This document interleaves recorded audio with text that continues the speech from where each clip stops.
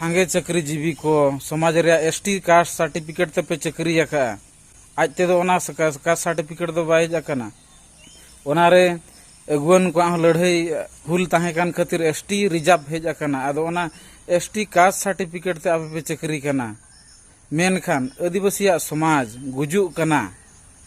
और ओना समाज रिया जहां सारना धर्म कोड नित हबिज मानत बांग नाम आका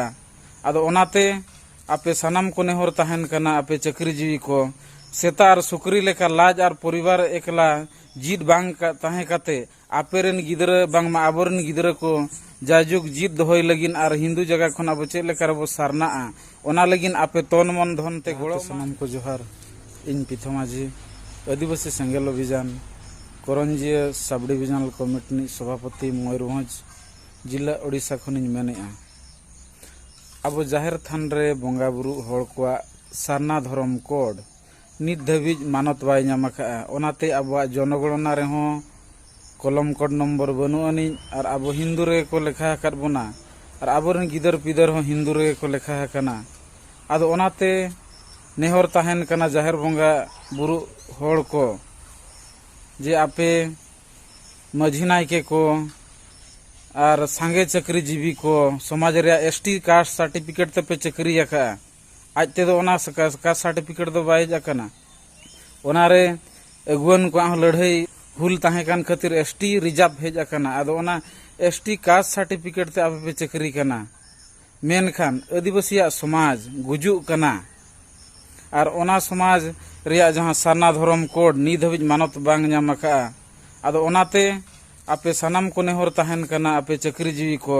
सेता और सुकरी लेका लाज और परिवार एकला जीत बांग तहे काते आपे रेन गिदरा बांग मा आबोरन गिदरा को जाजुग जीत दोहय लगिन और हिंदू जगह खन अब चेक लेका रबो सारना ओना लगिन आपे तन मन धन ते गोड़ो मा और दिसोम के सलखान मुर्मू तिकिना आह्वान 30 जून 2023 कोलकाता जहां दो जगह हुयुक कना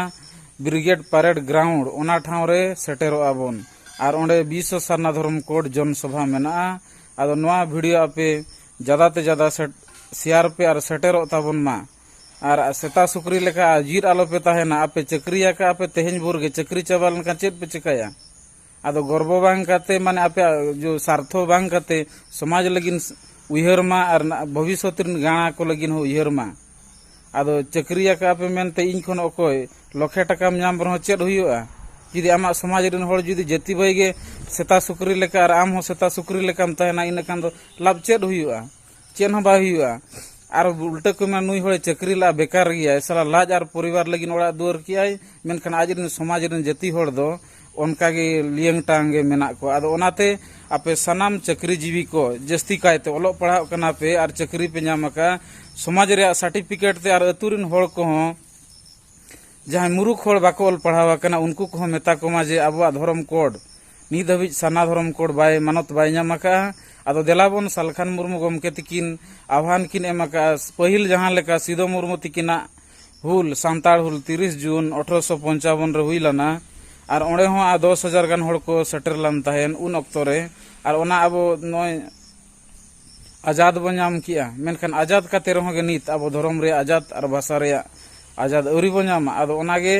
आपे चक्री जीवी को और अतुरन जाहिर बंगा बुरु हड़ को